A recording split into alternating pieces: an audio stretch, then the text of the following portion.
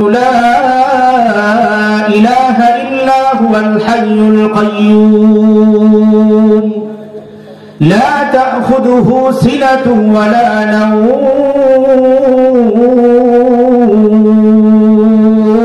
الله أكبر আল্লাহ প্রথম একটা শর্ত দেখতেছেন আল্লাহ জানায় দেন যিনি মাবুদ হবেন তার এক নাম্বার শর্ত আল্লাহু লা ইলাহা ইল্লা হুয়াল হাই। যিনি মাবুদ হবেন তিনি চিরঞ্জীব হবেন, তিনি কখনো মরবেন না, তিনি কখনো মরেনও নাই। বলেন তো, যিনি কখনো মরেন নাই এরকম মালিকের নাম আল্লাহ। একটু চিৎকার করে বলেন না এরকম মালিকের নাম আল্লাহ। একটু মহব্বতের সাথে বলেন না এরকম মালিকের নাম আল্লাহ। যিনি কখনো মরবেন না এরকম মালিকের নাম আল্লাহ। এরকম মালিক কয়জন? একজন। যিনি কখনো শেষ হবেন না। কুল্লু মান আলাইহা ফান ওয়া ইয়াবকা ওয়াজহু রাব্বিকা যুল জালালি ওয়াল ইকরাম লা দিদ্দা লাহু ওয়া লা মিথলা লাহু ওয়া লা মাথিলা লাহু ওয়া নাশহাদু আন্না সাইয়্যিদানা ওয়া সানাদানা ওয়া হাবিবানা وحبيب ربنا وطبيبنا وطبيب قلوبنا ومولانا محمدا عبده ورسوله أرسله الله تعالى بالحق بشيرا ونذيرا وداعيا إلى الله بإذنه وسراجا وقمرا منيرا. أما بعد فأعوذ بالله من الشيطان الرجيم. بسم الله الرحمن الرحيم. فقلت استغفروا ربكم إنه كان غفارا. وقال النبي عليه الصلاة والسلام كل بني آدم خطاؤون وخير خطائين التوابين أو كما قال النبي عليه الصلاة والسلام. صدق الله العظيم وصدق رسوله النبي الكريم ونحن على ذلك لمن الشاهدين والشاكرين والذاكرين والحمد لله رب العالمين. दिखा दे ऐ रब मुझको, दिखा दे ऐ रब मुझको मदीना में जहां बस्ती है,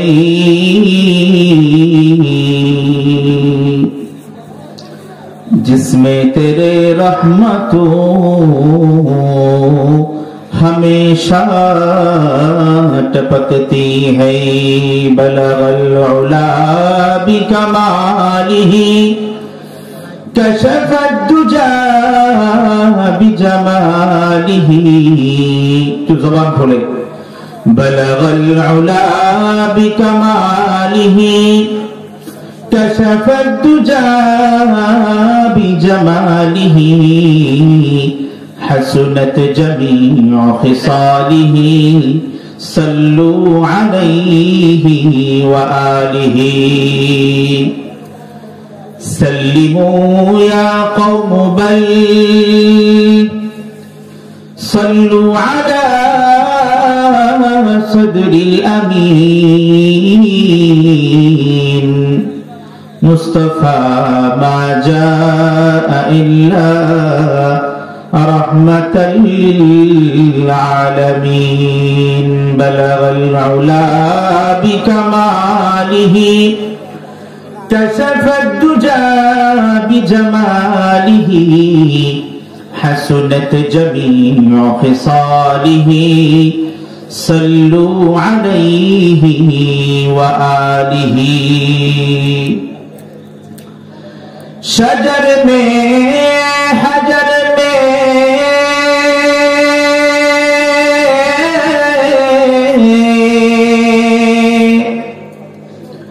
शजर में हजर में तेरे रंग बू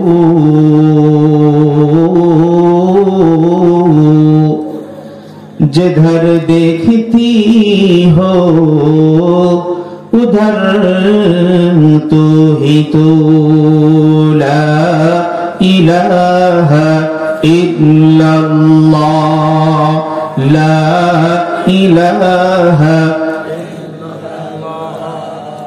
ला इलाहा इल्लल्लाह जुरे ला इलाहा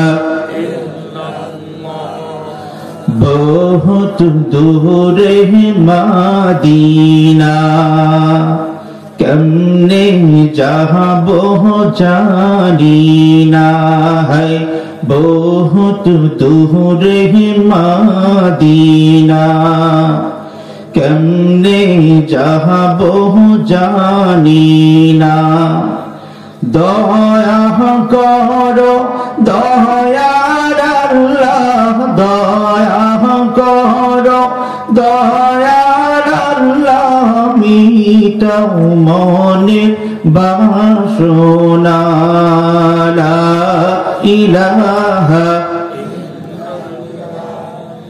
লা ইলাহা ইল্লাল্লাহ লা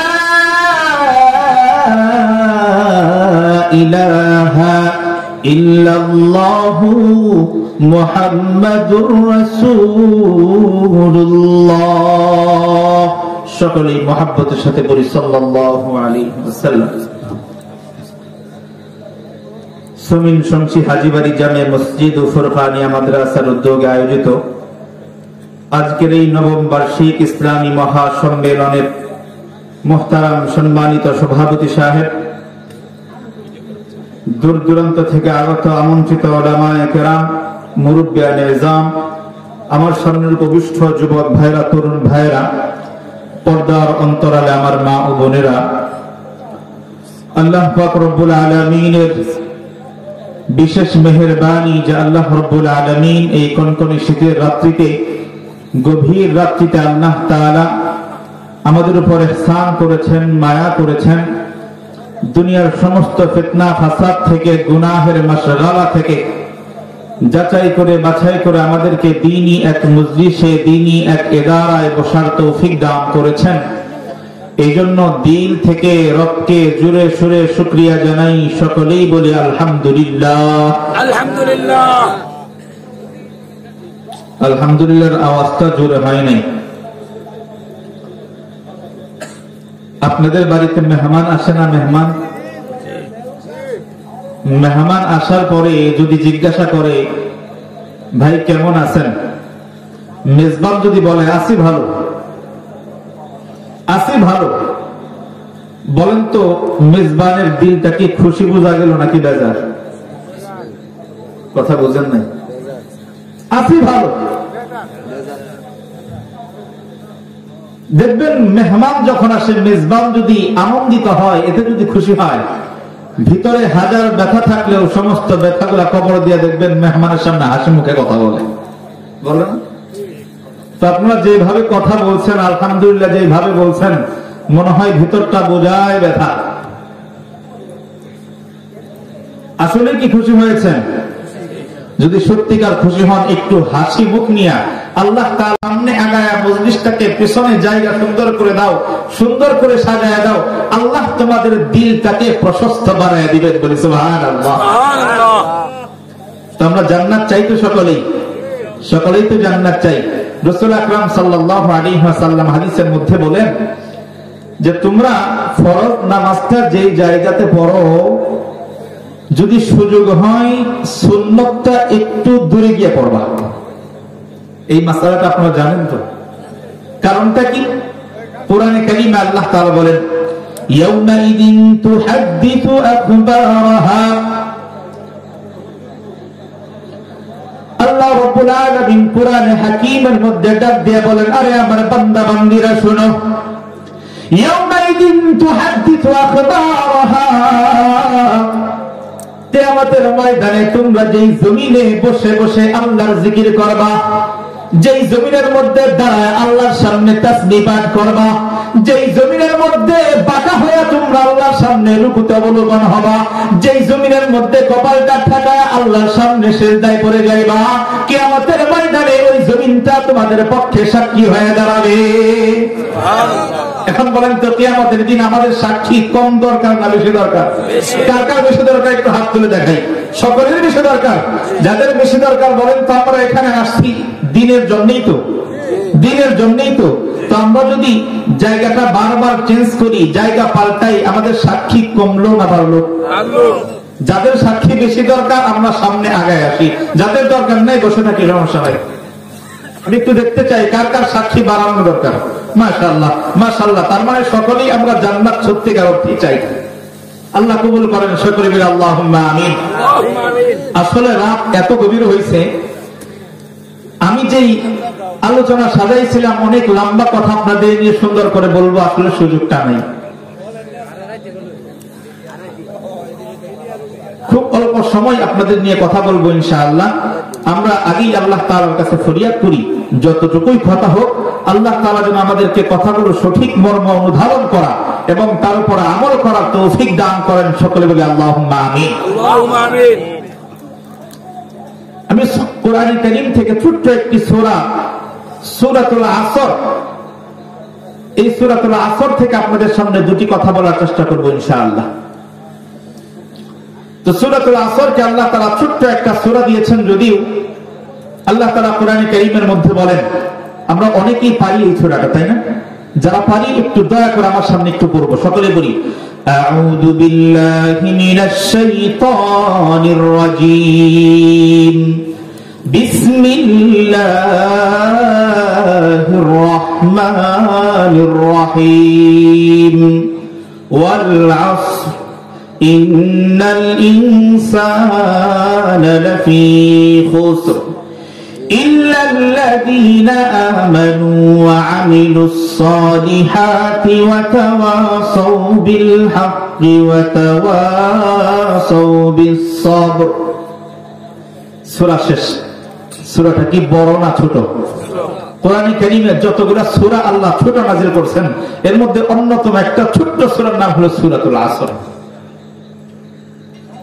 তবে সূরাটা ছোট হলেও আমাদের সমাজে একটা কথা আছে, ছোট মরিচের ঝাল বেশি।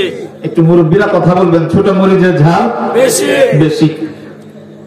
হযরত ইমাম শাফিঈ রাহমাতুল্লাহি আলাইহি বলেন, আল্লাহ তাআলা যদি কোরআনে কারীমের এই 30 পারা কোরআন নাযিল না করে, 114টা সূরা নাযিল না করে, শুধুমাত্র এই 3 আয়াত বিশিষ্ট 1.5 লাইনের এই ছোট্ট সূরাটা মানব জাতির জন্য নাযিল করতে, ইমাম শাফিঈ রাহমাতুল্লাহি আলাইহি বলেন, এই একটা সূরার ভিতরে আল্লাহ তাআলা এমন মর্ম ঢুকায় দিয়েছেন, এই একটা সূরা গোটা মানব জাতির জন্য হেদায়েতের জন্য যথেষ্ট হয়ে যায়। তো চিৎকার মেরে বলি সুবহানাল্লাহ। ছোট মরিচের ঝাল বেশি। শুধু তাই না, আমরা কোরআনে কারীম আল্লাহ তাআলা 114টা সূরা নাযিল করেছেন। প্রসিদ্ধ মত অনুযায়ী 6666 আয়াত, কোন কোন মত অনুযায়ী 6336 আয়াত। তো যাই হোক, এই যে কয়েকটা আয়াত নাযিল করেছেন, যদিও দেখা যায় ছোট্ট একটা পাণ্ডুলিপি, কিন্তু এর মধ্যে আল্লাহ তাআলা এত এত এত এত কথা ঢুকায় দিয়েছেন, এত বিশ্লেষণ ঢুকায় দিয়েছেন। হযরত আনোয়ার শাহ কাশ্মীরি রাহমাতুল্লাহি আলাইহি উনি ইন্তেকাল করছেন 1933 খ্রিস্টাব্দে, মানে আজকে থেকে প্রায় 92 বছর আগে। তো আনোয়ার শাহ কাশ্মীরি রাহমাতুল্লাহি আলাইহি উনি ওনার জীবদ্দশায় বলছেন যে এখন পর্যন্ত, ওনার জীবদ্দশার কথা, ওনার কথা আমি কপি করতেছি, উনি বলছেন যে এখন পর্যন্ত কোরআন কারীমের যতগুলা তাফসীর লেখা হয়েছে, এই তাফসীরের সংখ্যা এখন পর্যন্ত 2.5 লক্ষর উপরে ছাড়ায় গেছে। বলি সুবহানাল্লাহ। 2.5 লক্ষর উপরে ছাড়ায় গেছে। এটা কি আজকের নাকি আরো 92 বছর আগে? 92 বছর আগে।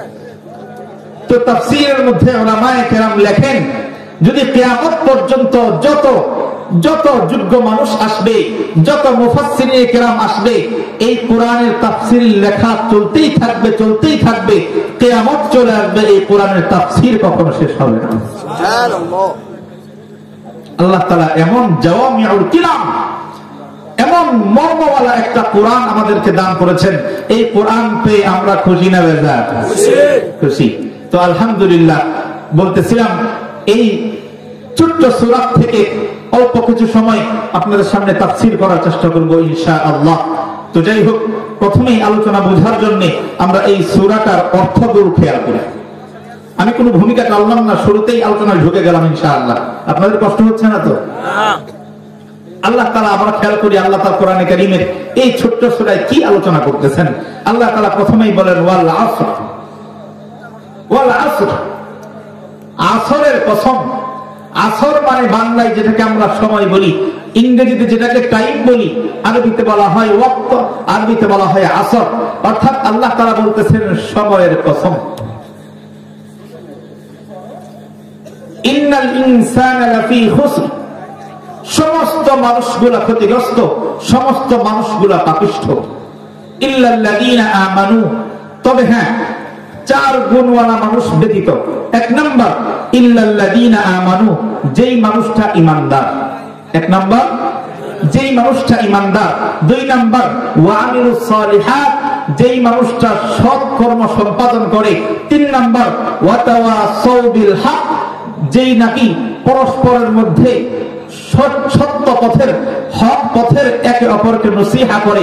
চার নাম্বার ওয়া তাওয়াসাউ বিস সবর, যারা পরস্পরে একে অপরকে ধৈর্যের উপদেশ দেয়। আল্লাহ তাআলা বলেন এই চার গুণ বিশিষ্ট মানুষগুলা কখনো নাকাম হবে না। এই চার গুণগুলা মানুষটা কখনো তারা এরকম। এবার আসেন, এই আয়াতগুলার একটু ব্যাখ্যা যদি জানতে হয়, এই আয়াতের একটু শানে নুজুলের দিকে আমাদের যাইতে হবে। এই আয়াতের শানে নুজুল বলা হয়। এই আয়াতটা কেন নাজিল করলেন, এই সূরাটা আল্লাহ তাআলা কেন নাজিল করলেন, ওই কারণটাকে বলা হয় শানে নুজুল। তো এই সূরাটা নাজিল হয়েছে মূলত হযরত আবু বকর সিদ্দিক রাদিয়াল্লাহু তাআলা আনহুর ব্যাপারে। আমি বিশ্বাস করি আমরা এখানে যারা বসা আছি, আমরা সকলেই আবু বকর সিদ্দিক নামে কোন একজন মানুষকে চিনি কিনা? সকলেই চিনি আলহামদুলিল্লাহ। কে তিনি? আল্লাহ রাসূলের সাহাবী। ওনার অনেক পরিচয়, ওনার পরিচয়ের শেষ নাই, ওনার টাইটেলের শেষ নাই। তবে আমি একটা টাইটেল ওনার পরিচয় করিয়ে দিতে চাই। আল্লাহ তাআলা এমন একজন মানুষ, যেই মানুষটাকে কেবলমাত্র নবীজির সাহায্য আর সহযোগিতা করার জন্য এবং নবীজির সঙ্গী হওয়ার জন্য যেই মানুষটাকে আল্লাহ দুনিয়াতে পাঠিয়েছিলেন, এই মানুষটার নাম হলো আবু বকর সিদ্দিক। যেই মানুষটাকে আল্লাহ তাআলা পাঠিয়েছেন দুইটা কারণে। এক নাম্বার, তিনি মুহাম্মদুর রাসূলুল্লাহর সঙ্গী হবেন। দুই নাম্বার, তিনি মুহাম্মদুর রাসূলুল্লাহর সাহায্যকারী হবেন। এই দুইটা উদ্দেশ্যকে সামনে নিয়ে আল্লাহ তাআলা যেই মানুষটাকে দুনিয়ার জমিনে পাঠিয়েছেন, ওই মানুষটার নাম হলো আবু বকর সিদ্দিক রাদিয়াল্লাহু তাআলা। কেন বললাম? একবার আল্লাহর হাবিব রাহমাতুল লিল আলামিন সাহাবায়ে কেরামদেরকে নিয়ে মসজিদে নববীর এক কোনায় বসে সাহাবায়ে কেরামদেরকে নিয়ে, সাহাবায়ে কেরামদের থেকে কে কোন কারণে ইসলামের শিক্ষায় দীক্ষিত হলো, কে কেন ইসলাম গ্রহণ করলো, সেই কারগুজারি শুনতেছিলেন। এক এক সাহাবী এই ইসলামের প্রতি উনি কেন ইন্টারেস্ট হলো, উনি কেন এর প্রতি আগ্রহী হলেন, এই ইতিহাসগুলো শোনাচ্ছেন।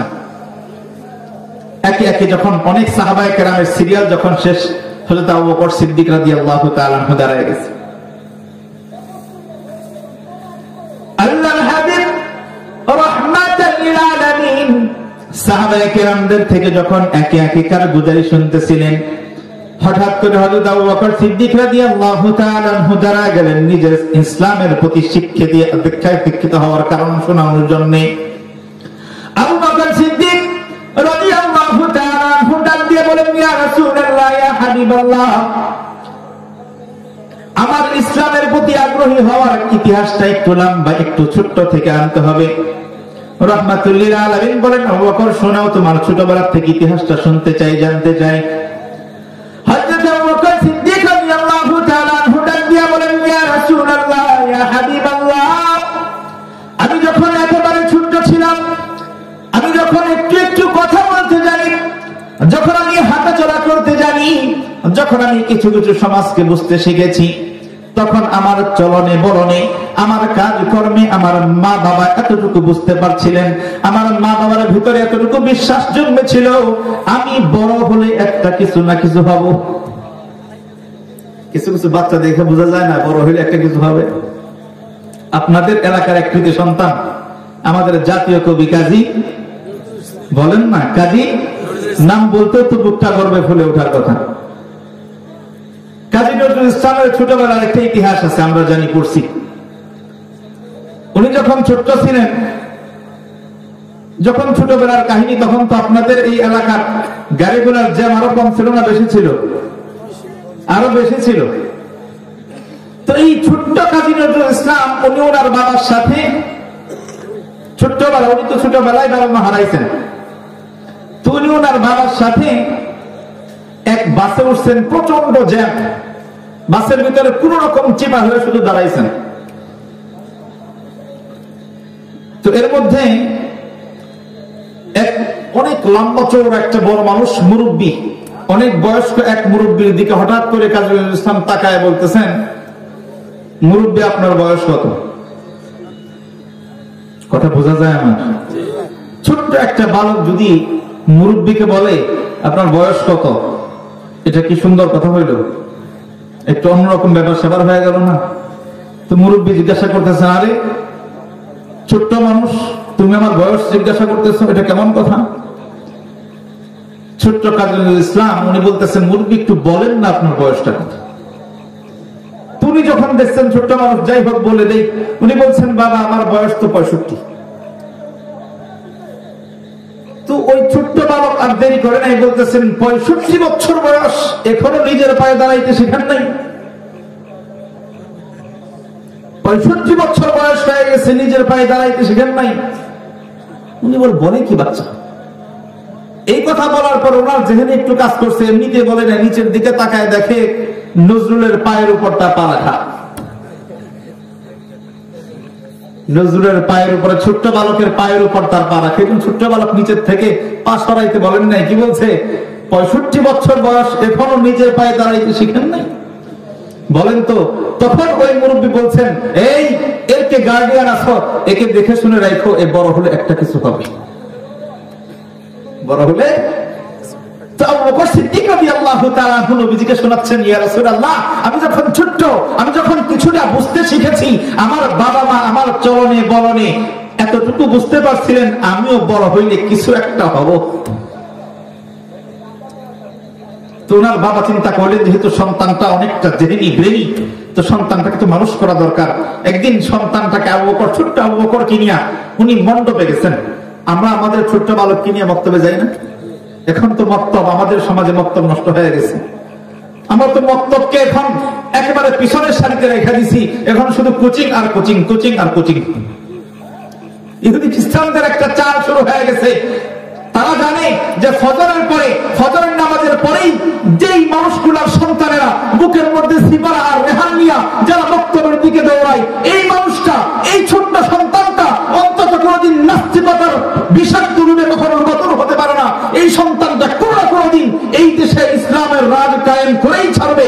এই জন্য তাদের প্রথম টার্গেট কিভাবে সমাজ থেকে মক্তবকে নষ্ট করা যায়। মক্তব নষ্ট করে দিচ্ছে, অন্তত অনেকটা সফল। আজকে আমাদের সমাজে মক্তবের মধ্যে গুরুত্ব নাই। আমাদের ছোট্টবেলায় আমরা মক্তবে গিয়া সব শিখতাম, সব। মক্তবে জায়গা হইতো না, কি মুরব্বীরা, কথা ঠিক না? ঠিক, জায়গা হইতো না। আর এখনকার বাচ্চারা জন্মের আগেই কোচিং এ ভর্তি করে দেয়, মায়ের গিয়া জন্মের আগেই কোচিং এ ভর্তি করে দেয়। ইংলিশ মিডিয়াম, তমুক মিডিয়াম, তমুক মিডিয়াম, অথচ সন্তানের ভিতরে কোরআনের একটা হরফ ঢুকানোর খবর নাই। তো আবু বকর সিদ্দিক রাদিয়াল্লাহু তাআলা আনহু, তখন উনার বাবা আবু কুহাফা উসমান ইবনে আমির, উনি তো কাফের। উনি আবু বকর সিদ্দিককে একটু ধর্মীয় শিক্ষায় শিক্ষিত বানানোর জন্য মণ্ডপে নিয়ে গেছে, হিন্দুদের মণ্ডপে পূজাখানায় নিয়ে গেছে, যে ওই জায়গার যে পূজারী যেই ইমাম সাহেব আছে পুরোহিত করবে, তোমার যখন পিপাসা লাগবে তোমার পানির ব্যবস্থা করে, বলেন না নাউজুবিল্লাহ। এভাবে উনি চেনা দিচ্ছেন যে এগুলা তোমার মাবুদ। একটু চিৎকার করে বলেন নাউজুবিল্লাহ। আপনাদের কি মনে হয় এগুলা মাবুদ?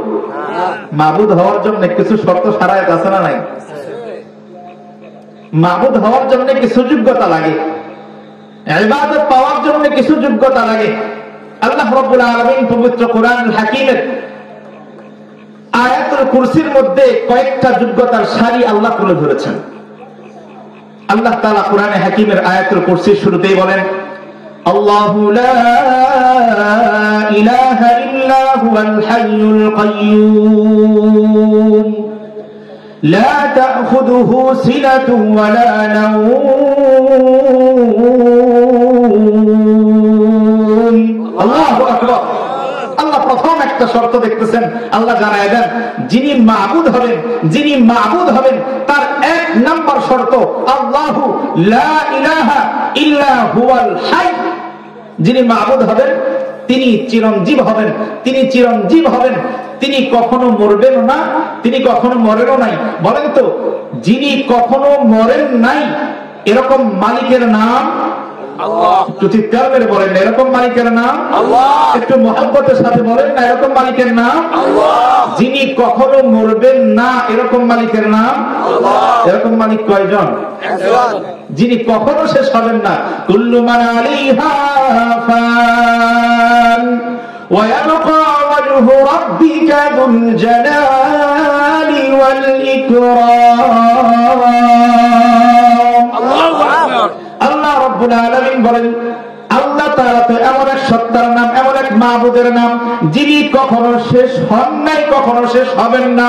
এরকম মালিক কয়জন? একজন। যেই মালিক যিনি কখনো শেষ হন নাই, যিনি কখনো শেষ হবেন না, যিনি চিরস্থায়ী, যিনি হাইয়ুল, যিনি কাইয়্যুম, এমন মালিক একমাত্র মাবুদ, এমন মালিক একমাত্র দাসত্ব আর গোলামি পাওয়ার যোগ্য। ঠিক না ঠিক? আবু বকর সিদ্দিক রাদিয়াল্লাহু তাআলা আনহু নবীজিকে শোনাচ্ছেন, ইয়া রাসূলুল্লাহ আমার বাবা দেখায় দিচ্ছেন এই মালিক এটা করবে, এই মাবুদ এটা করবে, এই মাবুদ এটা করবে। নবীজি একটু নড়াচড়ে বসছেন। আবু বকর, হ্যাঁ তারপরে কি হইল বলেন তো, একটু ইন্টারেস্ট গল্প না?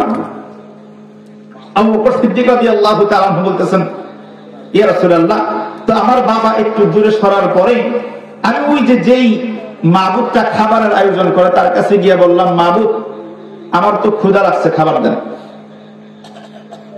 তারপর কয় ফালাম ইউজিবনি, আমার কোন কথার উত্তর দেন? খাবার দিতে পারবেনি, আমার কোন কথার উত্তর দেয় না। তো তারপরে কি করলা? তো আমি বললাম তারপরের যেই পিপাসা নিবারণের যে মাবুদ আমার বাবা যাকে পরিচয় করিয়ে দিয়েছে তার কাছে গেলাম, এই আমার তো পিপাসা লাগছে, আমাকে পানির ব্যবস্থা কর, পানি দাও। আবু বকর সিদ্দিক বলেন ফালাম ইউজিবনি, তারপরও কোনো জবাব দেয় না। এবার রাগ উঠে গেছে, ছোট্ট মানুষ আবার তো চালাক, কয় মেজাজটা গরম হয়ে গেছে। তো তারপরে কি করলাম?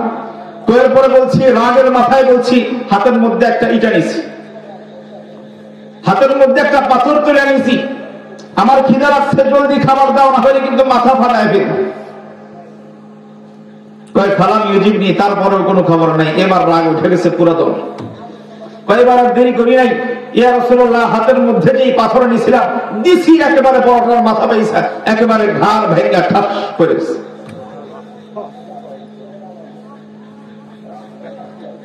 রাহমাতুল লিল আলামিন দয়ার নবী আবু বকর সিদ্দিক রাদিয়াল্লাহু তাআলা আনহুর কথা শুনে মুস্কি মুস্কি হাসে আর জবাব দেয়, আবু বকর তারপরের ঘটনা শুনতে চাই, বড় ইন্টারেস্টিং গল্প শোনাও। নবীজির সাহাবী আবু বকর সিদ্দিক রাদিয়াল্লাহু তাআলা আনহু এবার সামনের গল্পটা শোনায়। ইয়া রাসূলুল্লাহ, ইয়া হাবিবাল্লাহ, যখন মূর্তির মাথাটা ভেঙে যখন মন্দিরের মধ্যে ধান ঘোরা শুরু হয়ে গেল, গোটা মন্দিরের মধ্যে হইচই শুরু হয়ে গেল, হট্টগোল শুরু হয়ে গেল, কে করলো এই কাজ। সকলেই তাকায় দেখে, সকলেই মন্দিরের ভিতরে ঢুকে দেখে বড় মূর্তির মাথাটা জমিনের মধ্যে পড়া। কি হয়েছে? মূর্তির ঘাড় ভেঙে গেছে।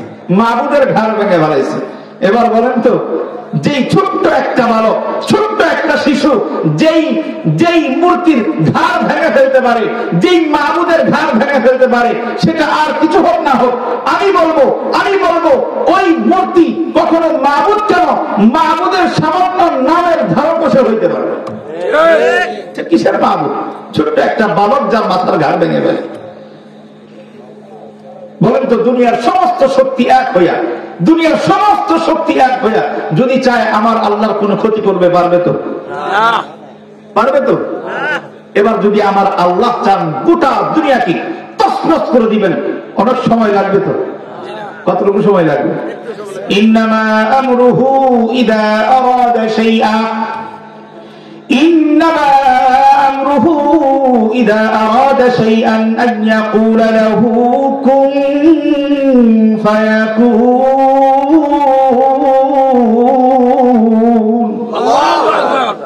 আমার আল্লাহ ডাক দিয়া বলেন, আমার আল্লাহ যখন কোন কিছু ইচ্ছা করেন, যখন আল্লাহ দুনিয়াতে কোনো কিছু ঘটানোর ইচ্ছা প্রকাশ করেন, দিলের মধ্যে একটু যখন ইচ্ছা করেন এটা করবেন, আমার আল্লাহর হুকুম করা লাগে না, আমার আল্লাহর সময় নির্ধারণ করা লাগে না। আমার আল্লাহ বলেন কুন হয়ে যাও, আমার আল্লাহর কোরআন বলে সাথে সাথে সেটা হয়ে যায়। চিৎকার করে বলেন না সুবহানাল্লাহ। ওটা কি মাবুদ হইতে পারে? তাও বকর সিদ্দিক রাদিয়াল্লাহু তাআলা আনহু শুনাইতেছেন, ইয়া রাসূলুল্লাহ, যখন এরকম একটা হট্টগোল শুরু হয়ে গেল, আমার বাবার তো মেজাজ গেছে খারাপ হয়ে, হাই হাই করছে, আমার হাতটাকে জলদি ধইরা মণ্ডপ থেকে বের হয়ে শো শো করে বাড়ির দিকে হাঁটাতেছে। মা প্রচন্ড রাগ, রাগের মাথায় মায়ের কাছে মায়ের হাতে দিয়ে বলছে, এই নাও তোমার সন্তান, দেখো তোমার সন্তান আজকে কাজটা করছে। কি করছেন? মায়ের পেরেশানি, এই কি করছে আমার সন্তান বলো। তো অনেক রাগের পরে বলতেছেন, জানো তোমার সন্তান আজকে মণ্ডপে গিয়ে কি করছে? তোমার সন্তান আজকে মাবুদের ঘাড় ভেঙে ফেলেছে। কি করছে? মাবুদের ঘাড় ভেঙে ফেলেছে। তো এবারে বাবা যখন কিছুক্ষণ রাগারাগি করার পরে, আছে না বাবার রাগ উঠতে উঠতে ধমকাইতে এক সময় অ্যাকশনে চলে যায়, ধমক দিতেছে এক সময় লাগাই দেবে একটা। মায় যখন টের পাইছে বাবা তো মেজাজ একটু রাগের দিকে একটু উপর দিকে উঠতেছে, কিছুক্ষণ হইলেই তাও অপরকে শুরু করে দিবে। মায় যখন অবস্থাটা যখন বুঝতে পারছে, এবার মা ওই আবু বকরের বাবাকে ডাক দিয়ে বলতেছেন, স্বামী বহুত দিন হলো আপনাকে একটা কথা বলার ছিল, কথা বলার ইচ্ছা করতেছি, কিন্তু সুযোগ হয়ে উঠতেছে না। বলেন তো, এরকম একটা কথা যদি স্ত্রী স্বামীকে বলে, কথা শোনার আগ্রহটা বাড়বে কিনা? বহুত দিন ধরে আপনাকে একটা কথা বলার ইচ্ছা করতেছি, সুযোগ পাইতেছি না, আজকে শুনতেই হবে। আমি তো এই দিন আপনার পাশে ছিলাম না, তোমার পাশে ছিলাম না। এবার আবু বকরের মা জবাব দেয়, স্বামী, যেই দিন এই আবু বকর, যখন আবু বকর আমার গর্ভে থেকে জন্মগ্রহণ করবে, যখন আমি প্রসবের যন্ত্রণায় ছটফট করতেছিলাম, যখন আমি যন্ত্রণার কাতরে চাপড়াইতেছিলাম নিজের বুকগুলা, ও আমার স্বামী শুনে, এমন সময় আমার অদৃশ্য এক আওয়াজের কেমন যেন শুনতে পাইলাম, কোনো দেখতেছি না, শুনতেছি না, শুধু কানের মধ্যে একটা অদৃশ্য আওয়াজ শোনা গেল। ও আমার স্বামী, আমার কানে কানে কে যেন শোনা গেল, ইয়া আমাতাল্লাহ আবশিরি বিত্তাহকিক, আবশিরি বিল ওয়ালাদিল আতীক, ইসমুহু ফিস সামাই সিদ্দিক, ওয়া বিল মুহাম্মাদিন রফিকু ওয়া সিদ্দিক। না বুঝলে বলেন মারহাবা, আরেকটু জোরে বলেন না মারহাবা। এবার আবু বকরের বাবাকে ডাক দিয়ে বলতেছেন, স্বামী, আমি যখন প্রসব বেদনায় ছটফট করতেছিলাম, প্রচন্ড ব্যথা, তখন আমি কানে কানে অদৃশ্য এক আওয়াজে শুনলাম, কে যেন আমাকে ডেকে ডেকে বলতেছে, হে আল্লাহর বান্দি, শোনো, সুসংবাদ গ্রহণ করো, এমন একজন সন্তান আল্লাহ তোমাকে দান করতেছেন, এমন এক সন্তান তুমি জন্ম দিতে শুরু করেছো, যেই সন্তানকে জন্মের আগেই আল্লাহ তাআলা জাহান্নাম থেকে মুক্তির ফয়সালা করে দিয়েছেন। শুধু তাই না, ইসমুহু ফিস সামাই সিদ্দিক, যেই সন্তান তুমি জন্মদান করতেছো, ও মা শোনো, তোমার এই সন্তানের আসমানে একটা একটা নাম রাখা হয়েছে, আসমানে তার নাম আল্লাহ তাআলা জন্মের আগেই রেখে দিয়েছেন সিদ্দিক। শুধু তাই না, আপনার এই সন্তান, যেই সন্তান তুমি জন্ম দিচ্ছ, এই সন্তানটাকে আল্লাহ তাআলা মুহাম্মদ সাল্লাল্লাহু আলাইহি ওয়াসাল্লামের সঙ্গী আর সাহায্যকারী হিসাবে দুনিয়াতে পাঠানো হয়েছে। সুবহানাল্লাহ। এই কথাটা শোনানোর জন্য এত দূর আপনাদেরকে নিয়ে আসা। ওয়ালি মুহাম্মাদিন সাহিবু ওয়া রফিক, তাকে জমিনে পাঠানোই হয়েছে মুহাম্মদ সাল্লাল্লাহু আলাইহি ওয়াসাল্লামের সঙ্গী আর সাহায্যকারী হওয়ার জন্য। কেমন সঙ্গী হয়েছেন, কেমন সঙ্গী হয়েছেন? একেবারে একেবারে মুসলমান হওয়ার পর থেকে নিয়ে শুরু করে হিজরতের রাতে নবীজির সাথে, গভীর অন্ধকার রাতে নবীজির সাথে একই উটের দুইটা উট নিয়ে নবীজির সাথে সঙ্গী হয়েছেন, সফরের সঙ্গী নবীজির সাথে, গায়ে সূরের মধ্যে নবীজির সাথে ওই গভীর রাত থেকে শুরু করে একেবারে সকাল পর্যন্ত, সকাল থেকে নিয়ে সন্ধ্যা পর্যন্ত, সন্ধ্যা থেকে আবার সুবহ সাদিক পর্যন্ত নবীজির সঙ্গী হয়েছেন আবু বকর সিদ্দিক রাদিয়াল্লাহু তাআলা আনহু। এখানেই শেষ না, নবীজি মক্কায় তো আবু বকর মক্কায়, নবীজি মদিনায়, আবু বকর নিজেও মদিনায়, নবীজি সফরে, আবু বকর সফরে, নবীজি জিহাদের ময়দানে, আবু বকর সিদ্দিক রাদিয়াল্লাহু তাআলা আনহু জিহাদের ময়দানে। এখানেই শেষ না, নবীজি যেখানে ইন্তেকালের পরে যেখানে শায়িত আছেন, নবীজির পাশেও এমন সঙ্গী হয়েছেন, এমন সঙ্গী হয়েছেন, ইন্তেকালের পরেও নবীজির সাথেই আবু বকরকে আল্লাহ সহায়তা। সুবহানাল্লাহ। আবু বকর কোথায়? নবীজির সাথে না দূরে? উনি মুহাম্মাদিন সাহিবু ওয়া রফিক, মুহাম্মাদের এমন সঙ্গী বানিয়েছেন, গোটা জিন্দেগি তো মুহাম্মাদের সাথেই কাটিয়েছেন, নবীজির ইন্তেকালের পরেও নবীজির সাথেই ঘুমিয়েছেন। আর সাহায্যকারী বলার তো সুযোগ নেই, অনেক লম্বা কথা, শুধু এতটুকু বলি বোঝার জন্য। নবীজি ইন্তেকালের আগে বলছেন, ও আমার সাহাবীরা শোনো, আমার উপর যত মানুষের ইহসান ছিল, দয়া ছিল, আমি সকলের ইহসানগুলো একে একে করে শোধ করে দিয়েছি। সকলের ইহসান শোধ করছি, কিন্তু আমি আমার আবু বকরের ঋণ এখনো শোধ করতে পারি। তো নবীজি বলছেন, তবে আমি দোয়া করে দিচ্ছি আল্লাহ যেন এই আবু বকরের ঋণ আমার পক্ষ থেকে আল্লাহ যেন জাযায়ে খায়র দিয়ে পূরণ করে দেন। সুবহানাল্লাহ। এই আবু বকর সিদ্দিক রাদিয়াল্লাহু তাআলা আনহুর ব্যাপারে আল্লাহ তাআলা এই সূরা নাযিল করেছেন। কবে নাযিল করেছেন? হযরত আবু বকর সিদ্দিক রাদিয়াল্লাহু তাআলা আনহু ইসলাম গ্রহণের আগে এক কাফেরের সাথে ব্যবসার একটা লেনদেন ছিল, ব্যবসার চুক্তি, ব্যবসা করতেন। তো বলেন তো, একজন মুসলমানের ব্যবসা আর কাফেরের ব্যবসা তো এক হইতেই পারে নাকি? এক হইতে পারে? কারণ একজন মুসলমান কখনো সুদ খাইতে পারে না, কিন্তু বেঈমান সুদ খাইতে পারে। আজকে মুসলমানের ঘরে ঘরে সুদ ঢুকে গেছে, কি বলেন? সুদ ঢুকছে না? সুদ ঢুকে গেছে, কারণ কাফের বেঈমানেরা জানে, কাফেররা জানে, বেঈমানেরা জানে, মুশরিকরা জানে, ইহুদি খ্রিস্টানেরা বাচ্চারা জানে যে মুসলমানদের ঈমান এত শক্তিশালী, মুসলমানদের ঈমানের এত পাওয়ার, এই মুসলমানদেরকে কখনো জেল, জুলুম আর ফাঁসি দিয়া তাদের ঈমান নষ্ট করা যায় না। এজন্য তাদের ঈমান যদি নষ্ট করতে হয়, একমাত্র পথ আর পন্থা হলো এদের কলবকে নষ্ট করে দিতে হবে। আর কলব নষ্টের একমাত্র সবচাইতে বড় মাধ্যম হলো মুসলমানের পেটের ভিতরে হারাম ঢুকায়। আজকে ঘরে ঘরে হারাম, ঘরে ঘরে হারাম ঢুকায় দিচ্ছে। ব্যাংক ব্যালেন্স দেখবেন শব্দ পাল্টাই দিচ্ছে। আপনি যদি সুদ বলেন, আপনি তো ব্যাংকে টাকা রাখবেন না, কি বলেন? সুদ বললে অনেকেই টাকা রাখবে না, নাম দিয়ে দিচ্ছে সুন্দর মুনাফা। কি সুন্দর নাম, আরবি নাম, মুনাফা দিয়ে দেয় আপনাকে। আবার ইংরেজি নাম, যারা ইংরেজি পছন্দ করে তাদের জন্য দিচ্ছে ইন্টারেস্ট। এটা ইন্টারেস্ট পাচ্ছেন, সমস্যা নেই তো, কি বলেন? ইন্টারেস্ট না সুদ? ইন্টারেস্ট না সুদ? নাম যেটাই দেন সুদ, সুদি। আরেকটা কথা বলবো, রাগ করবেন না তো? ডাক্তারের কাজ তো রোগী রাগ করো না, খুশি হইলেও দেখার কাজ না। আমি ডাক্তারের অযোগ্য হইলেও ডাক্তারের জায়গায় বসাইছেন, কথা তো বলতেই হবে, কি বলেন? আমাদের সমাজে একটা সিস্টেম আছে না, খাবারের মধ্যে জমি লাভে রাখে। আপনাদের সমাজে আছে কি? আপনাদের সমাজে মনে হয় নাই। আমাদের সমাজে প্রচুর, আমাদের টাঙ্গাইলে প্রচুর। ঘরে ঘরে কেউ লাভে দিছে, কেউ লাভে নিছে। এবার আমার পাশে আমার উস্তাদ বসা, একটু জিজ্ঞাসা করে নেবেন, আপনাদের ঘরের কোনে মসজিদের ইমাম সাহেব আছেন, একটু জিজ্ঞাসা করে নেবেন, এই লাভে জমি রাখা আর লাভে জমি দেওয়া এটা কি হালাল নাকি সুদ? হালাল না সুদি কারবার? সুদি কারবার। সুদ কি জিনিস?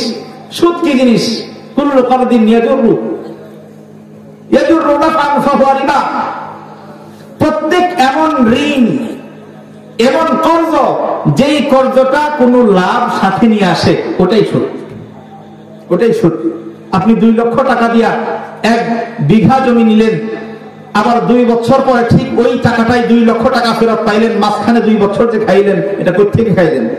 ফাল খাইলেন না? ওই ঋণের বিনিময়ে খাইলেন না? এটাই সুদ। আজকে আমাদের ঘরে ঘরে সুদ ঢুকাই দিছে, ঘরে ঘরে সুদ ঢুকাই দিছে। বাবা তার সন্তানকে সুদ খাওয়ায়, মা তার সন্তানকে সুদ খাওয়ায়, বাবা তার মেয়েকে সুদ খাওয়ায়, সন্তান তার বাবাকে সুদ খাওয়ায়। এজন্য আজকে ঘরে মা আছে, সন্তান আছে, বাবা আছে, সন্তান আছে, কিন্তু সন্তান আর বাবার সাথে কোনো সম্পর্ক নেই। কারণ হারাম খাওয়ায় খাওয়ায় তো বড় করছে, হারাম খাওয়ায় বড় করছে। এই সন্তান কেন বাবার কথা শুনবে?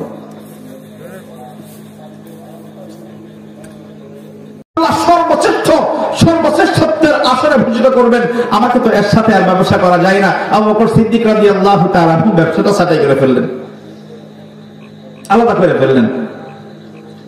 এবার দীর্ঘদিন পরে দেখা, ইসলাম গ্রহণের পরে, আমি খুব সংক্ষেপে কথা বলতেছি, একটু বোঝার চেষ্টা করবেন।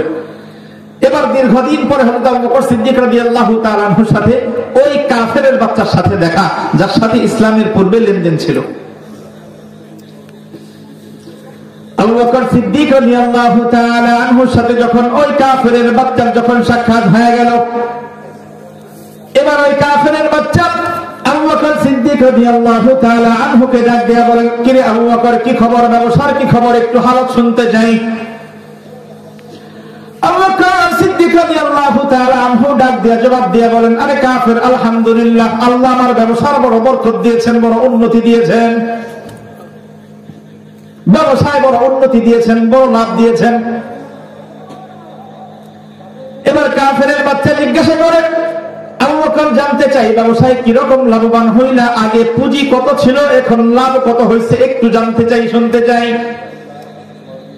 তাফসীরের মধ্যে উলামায়ে কেরাম লেখেন, আবু বকর সিদ্দিক রাদিয়াল্লাহু তাআলা যখন ওই লোকটার সাথে যখন ব্যবসা যখন ছাঁটাই করা, অর্ধাঅর্ধি করে ফেলে, ছাঁটাই করে ফেলে, তখন ওনার কাছে ছিল প্রায় 45,000 দিরহাম। কত দিরহাম? 45,000 দিরহাম করে পাইছিলেন ভাগে, যখন ব্যবসা আলাদা হয়ে যায়। এখন যখন সাক্ষাৎ হয়েছে, তখন আবু বকর সিদ্দিক রাদিয়াল্লাহু তাআলা আনহুর কাছে আছে 4 থেকে 4,500 দিরহাম। আমাদের দৃষ্টিতে বলেন তো, আবু বকরের ব্যবসায় কি উন্নতি হয়েছে নাকি লস? মূলধন আছে না ঘুরে গেছে?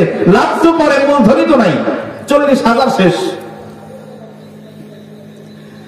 কাফেরের বাচ্চা যখন আবু বকর সিদ্দিক রাদিয়াল্লাহু তাআলা আনহুকে ডাক দিয়ে বলেন, কি খবর তোমার, ব্যবসার লাভ এবং পুঁজির ব্যাপারটা জানতে চাই। আবু বকর সিদ্দিক রাদিয়াল্লাহু তাআলা আনহু ডাক দিয়ে বলেন, আরে কাফেরের বাচ্চা, শুন, আল্লাহ আমাকে অনেক বরকত দিয়েছেন, অনেক বরকত দিয়েছেন, আলহামদুলিল্লাহ। এবার কাফের জিজ্ঞাসা করে, লাভ কত, পুঁজি কত? আবু বকর সিদ্দিক রাদিয়াল্লাহু তাআলা আনহু বলেন, লাভের কোনো হিসাব নেই, অঢেল লাভ করেছি, কিন্তু পুঁজি মাত্র 4,500। লাভের কোনো কি নাই, হিসাব আমার জানা নাই, কিন্তু পুঁজি মাত্র 4,500। এবার বলেন তো, কাফেরের মুখে হাসি না কান্না? ঠাট্টার হাসি। কি বলো, কি বলো, কি? এরে আবু বকর, তুমি এক আল্লাহর ইবাদত করার কারণে তোমার ব্যবসায় লস হয়েছে, তুমি ব্যবসার মধ্যে ধরা খেয়ে গেলা এক আল্লাহর ইবাদতের কারণে। আমি যখন লাত উজ্জা মানাতের ইবাদত করি, আমার লাত উজ্জা মানাত আমার ব্যবসার মধ্যে বড় বরকত দিয়েছে, আমার ব্যবসায় অনেক অনেক লাভ বাড়ায় ফেলছি। বলুন তো এই কথা কারণ কি? কারণ হইল, ও তো ব্যবসার আসল গুমর বুঝে না। এবার গুমর জিজ্ঞাসা করতে হবে, তোমার লাভটা একটু অনুমান শোনাও, কি লাভ করলা, লাভটা একটু শুনতে চাই। পুঁজি তো সারা ফেলছো, একটু শুনতে চাই। আপনাদের কি কষ্ট হচ্ছে, সেরে দেবো? আবু বকর সিদ্দিক রাদিয়াল্লাহু তাআলা আনহু ডাক দিয়া বলেন, আমার লাভের একটা অনুমান তোমাকে দিতে পারি। আমাকে আল্লাহ এমন এমন লাভ দিয়েছেন, আমার এই ব্যবসা থেকে আমি আল্লাহর কাছ থেকে আল্লাহর জান্নাতটা ক্রয় করে ফেলছি। সুবহানাল্লাহ। আরেকটু জোরে বলেন না সুবহানাল্লাহ, আরেকটু জোরে বলেন না সুবহানাল্লাহ। আবু বকর সিদ্দিক রাদিয়াল্লাহু তাআলা আনহু বলেন, আমার এই মূলধন থেকে আমি আল্লাহর জান্নাত এমন লাভ করছি, এই লাভের টাকা দিয়া দিয়া আমি আল্লাহর কাছ থেকে জান্নাতটা ক্রয় করে নিয়েছি। বলেন তো, কাফেরের বাচ্চা কি জান্নাত বুঝে? ও কি বুঝে? কি বুঝে? ও বুঝে টাকা, ও বুঝে টাকা। আল্লাহর হাবিব সাল্লাল্লাহু আলাইহি ওয়াসাল্লাম হাদিসের মধ্যে বলেন, আল গিনা গিনান নাফস। অন্তরের ধনাত্মতা যেই মানুষের আছে, এই মানুষটা প্রকৃত ধনী। যেই মানুষের অন্তর সংকীর্ণ, এই মানুষের ভিতরে যদি, এই মানুষের হাতে যদি গোটা দুনিয়ার সম্পদ থাকে, এই মানুষটা আল্লাহর কাছে ভিক্ষুক। আল গিনা গিনান নাফস। হযরত বিলাল হাবশী রাদিয়াল্লাহু তাআলা আনহু যখন ইসলাম গ্রহণ করলেন উমাইয়া ইবনে খালফের গোলাম হিসেবে, উমাইয়া ইবনে খালফ যখন জানতে পারল তার গোলাম হযরত বিলাল হাবশী রাদিয়াল্লাহু তাআলা আনহু ইসলাম ধর্ম গ্রহণ করে ফেলছে, মুহাম্মাদের কালিমা পড়ে ইসলাম গ্রহণ করছে, উমাইয়া ইবনে খালফ এলাকার দুষ্ট লোকদেরকে নিয়ে হযরত বিলাল হাবশী রাদিয়াল্লাহু তাআলা আনহুকে সামনে রাত্রিবেলা তাকে নিয়ে শারীর বসাইলেন। কি রে বেলাল, কি শুনতে পাইলাম? আমার কানে পৌঁছলো তুমি নাকি মুহাম্মাদের কালেমা পড়ে মুসলমান হয়ে গেছো। হযরত বেলাল হাবশী রাদিয়াল্লাহু তাআলা আনহু বুকটা টান করে জবাব দেয়, হ্যাঁ উমাইয়া ইবনে খালফ, শোনো, কান খুলে শুনে নাও, আমার আল্লাহ আমাকে হেদায়েতের নূর দিয়েছেন। সুবহানাল্লাহ। আমার আল্লাহ আমাকে হেদায়েত দ্বারা পরিপূর্ণ করেছেন। আমি মুহাম্মাদের কালেমা পড়ে, আমি মুহাম্মাদের কালেমা পড়ে মুহাম্মাদের দ্বীন গ্রহণ করেছি, আমি তো মুসলমান হয়ে গেছি। উমাইয়া ইবনে খালফ তাকে হুঙ্কার দিয়ে বলেন, বেলাল, এখনই এই মুহূর্তে আমাদের সামনে মুহাম্মাদের কালেমা ছাড়বা, না হয় আমার পক্ষ থেকে তোমাকে কঠিন থেকে কঠিনতর শাস্তি তোমাকে প্রদান করা হবে।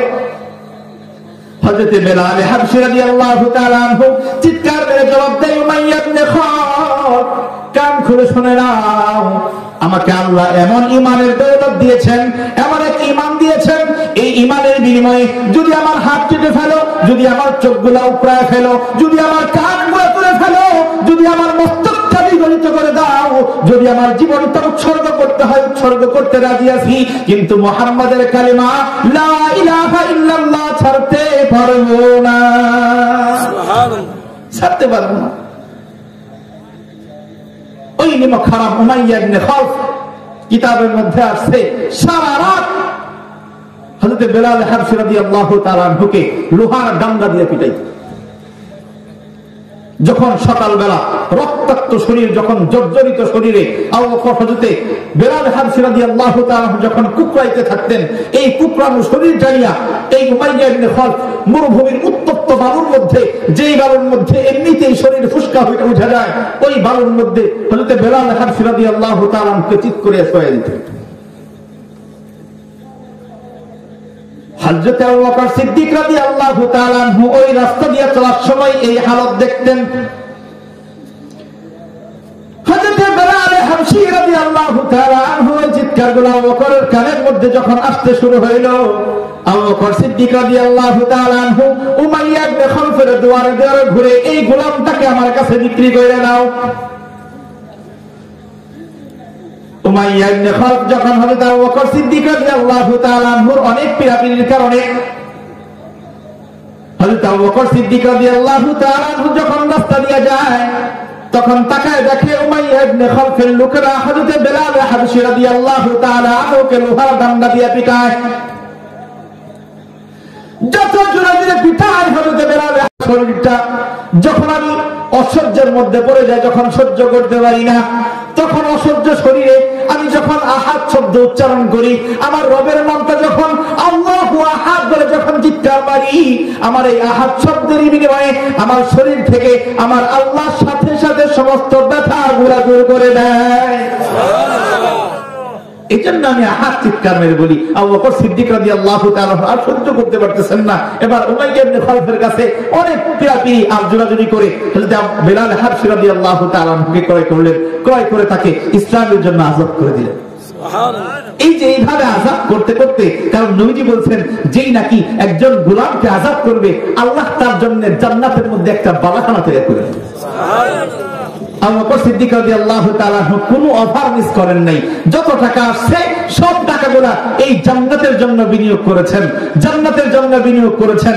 বলেন তো আজকে ওই আবু বকর সিদ্দিক রাদিয়াল্লাহু তাআলা জান্নাত চিনছেন দেখে জান্নাতের জন্য বিনিয়োগ করছেন, আর আমরা জান্নাত চিনি নাই, জান্নাত চিনি না, চিনি শুধু দুনিয়া। এজন্য দুনিয়ার জন্য কোটি টাকা বিনিয়োগ করতে সমস্যা নাই, জান্নাতের জন্য 10 টাকা বিনিয়োগ করতে বড় কঠিন। বিশ্বাস না হইলে আমার কথা যদি বিশ্বাস না হয়, জুমার দিন সামনে দিয়ে যে দান বাক্সটা যায় একটু তাকায় থাকেন, মানুষগুলা ধাক্কা দিয়া ঠেলা পাঠায় দেয়, 10 টাকা দিতে সাহস পায় না। আপনাদের সমাজে নাই এই সমস্যাটা? নাই, কারণ সে জান্নাত চিনে নাই, জান্নাতের দরকার নাই।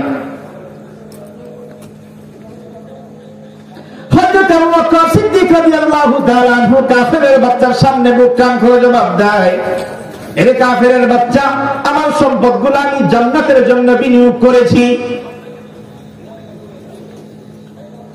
আজকে দেখবেন সমাজের মধ্যে যে যত ধনী, যে যত বেশি ধনী, সে দেখবেন তত বেশি ঋণী। ভুল বললাম মনে হয়? দেখবেন যে অনেক বড় একটা, দেখবেন এই বিশাল ইন্ডাস্ট্রি আছে, মিল ফ্যাক্টরি আছে, 1 কোটি টাকা মিল ফ্যাক্টরি, 2 কোটি টাকার লোন। আর যেই মানুষটা সমাজের মধ্যে দিন আনে দিন খায়, দেখবেন কোন টেনশনও নাই, ঋণও নাই, পেরেশানিও নাই।